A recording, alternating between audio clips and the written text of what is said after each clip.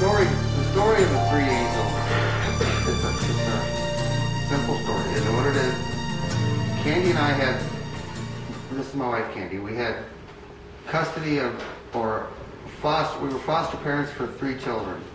We were foster parents of them for 3.5 years. At the time we first got these children, they were scared. They were a lot of issues. Through the years, we dealt with the issues. We took them off medication. We got them cleaned, and then we started to go from there. We got them into sports. The oldest one is actually placed in the State of South Dakota wrestling tournament 3 times. The girl has taken 3rd in the State of South Dakota in wrestling. And the youngest one always beat the baby. And then we had planned on adopting them, so we started adoption procedures and through the State of South Dakota. At the time we started the adoption procedures last January, which would have been January 2013, we were informed that the father of the children's mother was putting in a guardianship petition, but that she had that she was not capable of ever taking care of the children, and that the reason it came about that the reason she was doing it was because of the Salazar money that was in each one of the children's names, setting an account somewhere. So we went through with our lives for another year. We had actually signed adoption papers. It just had to be approved. I need to step back a little bit. The girl we had for 2 years, and then for a year, and she had got taken back. The grandma had taken her back and had her for 3 months, and then dropped her back off at CPS in Eagle Butte, and we ended up getting her back. And so then we had them for 3.5 years. In August of last year, there was a hearing. Supposed to be a hearing in Eagle Butte where we thought we would have 3 kids forever. In fact, we were planning a cruise. And then we all drove up there, and we found out it had been canceled, that the grandma had got it canceled. And throughout that year, we had actually gone over to the Pyramid Learning Center a year earlier, and we were watching some of my boys play basketball over there. And with Pyramid Learning Center, when you're playing the basketball games, they announce the starters. And I'll never forget that. We were sitting on the bench, and Candy says, "Did they just say Buster Bluon?" And it ended up being Buster. And that, after 2.5 years, we got to introduce the little ones to their actual brothers. And so then throughout the year, we got permission to check the kids out and bring them over here on the weekends. And they played here for a year, every weekend, with their brothers. And then, of course, we got to meet the rest of the family. The family was here several times at the house, and we were in Eagle Butte together, and it was just one big happy family. We ended up doing Native American ceremonies where their family actually adopted Candy and I as the kids as the parents and siblings to the 3 angels. It's called a Hunka ceremony. And we did the wiping of tears, and we did the anipi, and the naming ceremony. The children went to the naming ceremony, and their grandpa, Gordon, Moose as we call him, got to name the kids. He gave them their Lakota names. He named the oldest one Swift Warrior, or Fast Boy. He named the youngest one Brave Friend. And he named the girl Kamimila Wee, which means beautiful butterfly. September that year, we found out that there was going to be another hearing in September, and that the tribe had hired a lawyer through the American Civil Liberties Union by the name of Dana Hanna to represent the grandma, which the tribal council had never done anything to our knowledge like that before. And then we found out that the grandma had a nephew on the tribal council. And the nephew was the head of the judicial committee. And so we went into the tribal hearing that day, and we had our lawyer there. The state had their people there, the lawyers and stuff, and then the grandma had a lawyer there. And they let the grandma into the court case. They let the state in, but Candy and I and the kids and the family had set out in the hallway for 8 hours. And at the end of the hearing, it was a week later, 7 o'clock on a Wednesday night. You better talk. It was on October 9th. Lita and I actually had just been in Eagle Butte that day, and we came home to find the kids' counselor here with the paperwork stating that Grandma had received custody of the children and that we were supposed to be doing transition visits. So for the next 3 weekends, the Angels went to the grandmother's home. Each and every weekend they would come home, they would be bruised up, they would cry. It was awful. On November 1st, they moved to Eagle Butte with the grandmother permanently. We were to have a court case on December 3rd, but because of the counselor that the grandmother had hired was not able to be there as he was out of town, they postponed it until January 23rd. No, wait. The reason that they postponed it was because this counselor, the counselor that the kids had had for 4 years, that not only was their counselor, but led all of their cultural, their native culture lessons for 3.5 years, wasn't good enough for the grandma, because the grandma seen her as being a threat. So the grandma had them hire a different counselor. The counselor, the first thing he says is that this lady should never have anything to do with children. She wanted me to write a letter saying that I was her counselor, and that's all she wanted. This is ridiculous. And the state wanted her testimony, or his testimony.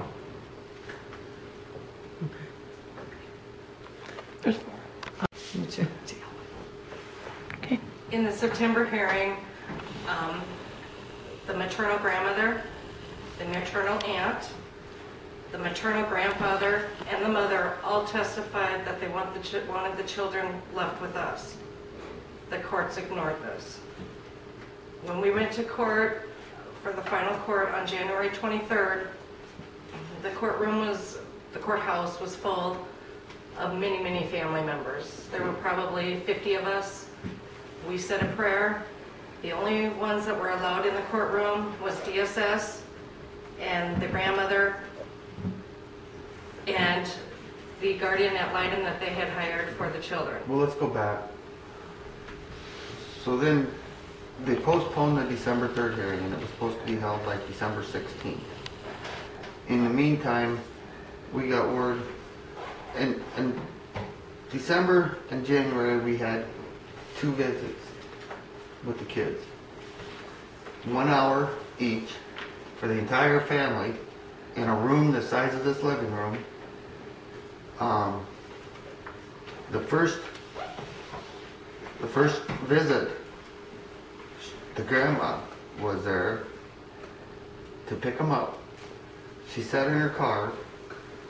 The DSS workers and social service and the counselors and us had to carry the kids out to the car, and we had to physically force the kids into the car.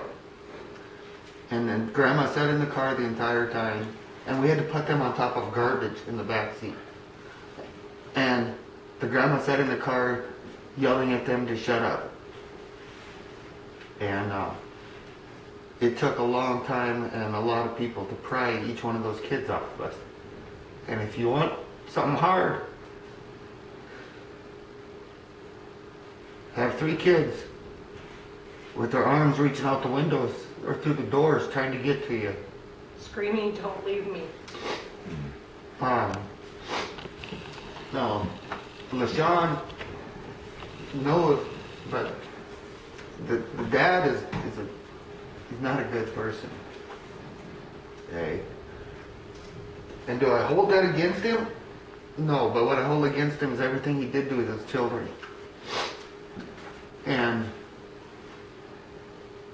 you don't get that way if you're raised with love. And that's one thing that this grandma is incapable of doing, is loving.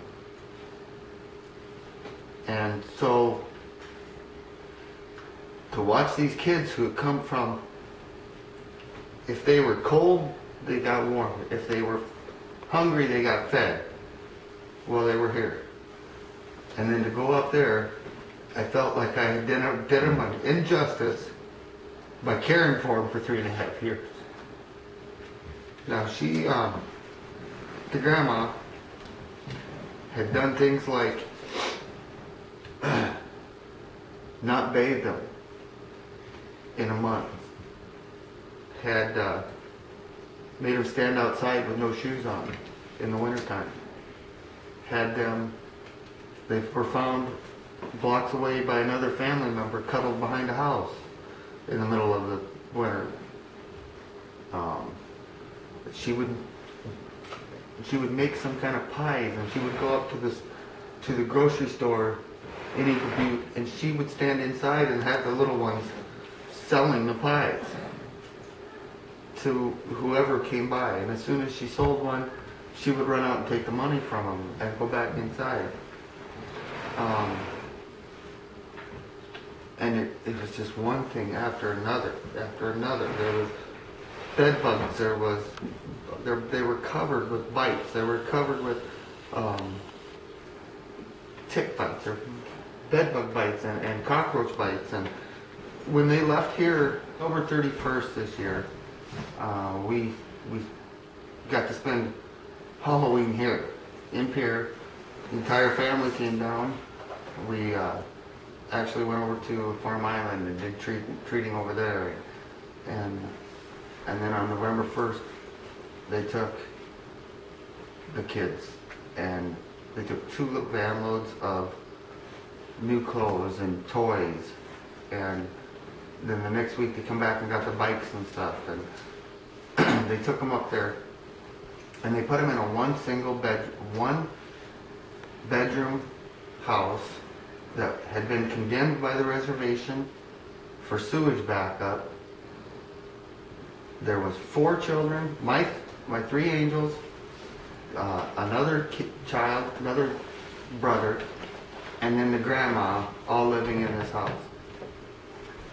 It was covered, according to family members from Eagle Butte, this house was covered in with bed bugs and cockroaches crawling over the children.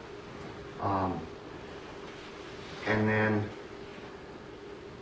they had actually Valita had seen one of the councilmen's, her nephew, his wife, pick up Kathy's, or the grandma's husband from the bus depot here in Pierre. and transport him out there, who is an abusive, alcoholic person. And he was living there. So there was 6 people living in a 1-bedroom condemned house. The clothes got thrown away, the toys got thrown away or sold or something, and the next few weeks, LaShawn's mom would see grandma with the children digging through garbage cans for clothes. The teachers in Eagle Butte all had said how wrong it was and how in danger the children were, but their words could never be used. Finally, underneath all the pressure that the Blue Arm family had put on to the council by going in front of the council and everything, they decided that they would pull their support of they would not pay for the lawyer anymore. So they canceled their support of the ACLU lawyer, Dana Hannon.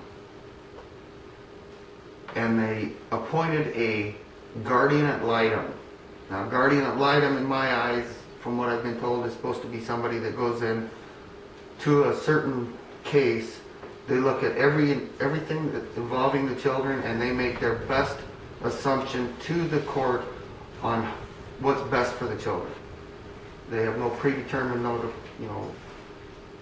that guardian ad litem, the first one, after 2 days, withdrew from the case because of the pressure he was getting. A couple weeks later, they appointed another guardian ad litem who went on vacation for 3 weeks until one day before the court hearing. That we found out during that 3 weeks, because the family members had all contacted her and actually went and visited her, and that she was friends with the grandma and the nephew.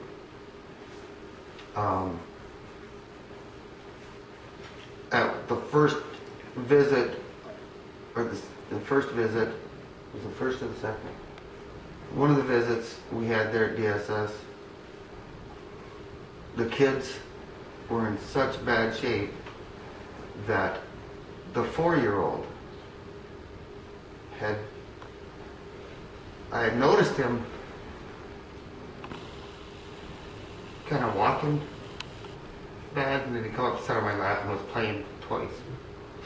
And he looked at me finally and he asked, he said, "Did you bring some Vaseline?" And so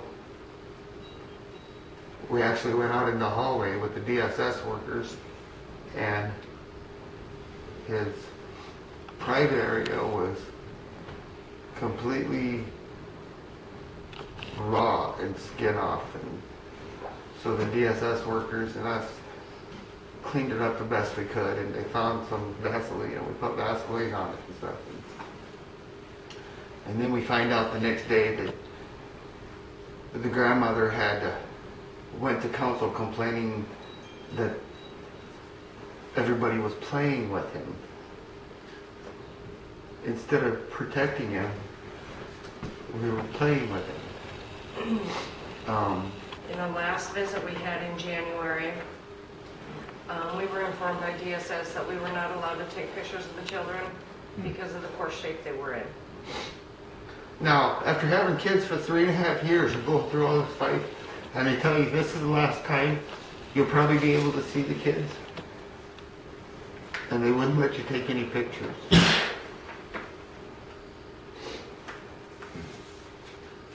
We were still fighting, the family's still fighting, and then January 26th was the court hearing. 23rd was the court hearing. And so there was, like Candy said, the courthouse was filled with people. All of my adopted children's family, all of LaShawn and Valita's family, the Angels' families were there.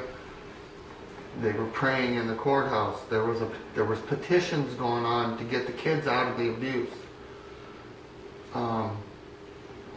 The petitions were handed to the state lawyers as the lawyers walked into the courthouse. And that morning, LaShawn actually had seen the guardian ad litem over to the grandma's house at 8:30 in the morning before court. And that was after so many relatives have been to her, you know, telling her that this was not good, this was dangerous, this was, but it didn't matter.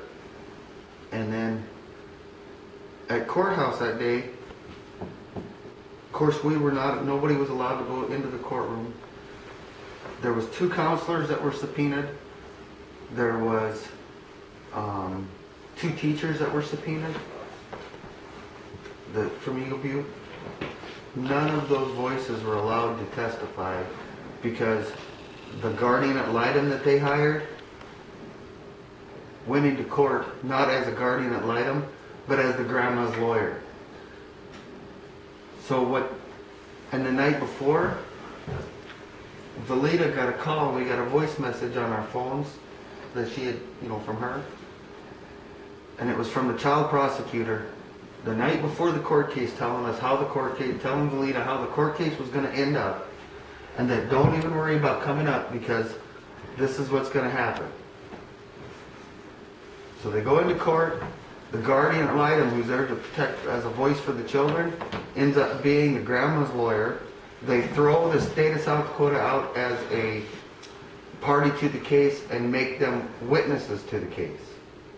Well, witnesses can't call witnesses in a court case, so then they couldn't call the counselors, they couldn't call the teachers, they couldn't call anybody.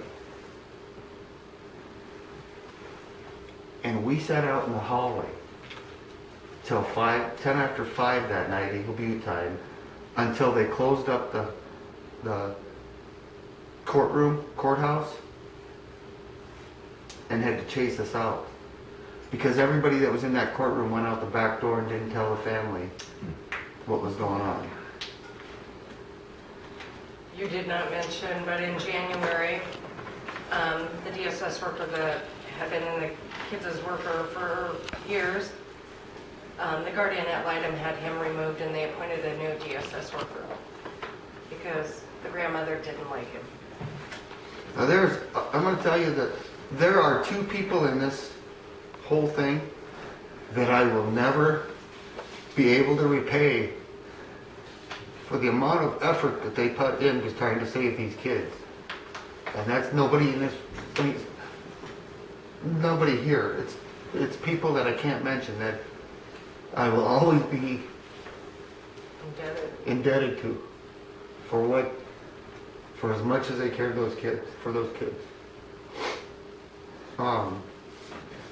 So January 23rd was the court hearing when they walked out. A few days later, the family found out that she had been given custody. Now they had gone to council, they had gone to all over the place trying to get the Salazar checks for the kids frozen. In fact, at one point they told you that they were frozen. And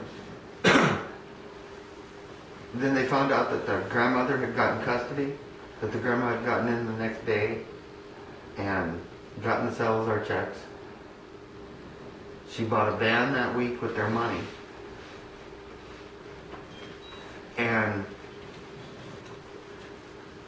she left the country.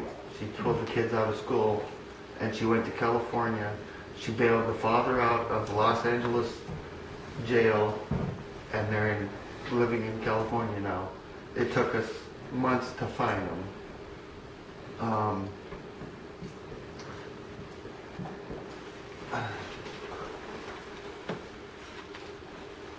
And I promised these kids I would never stop fighting for them. And I'm not going to. Because they're my kids.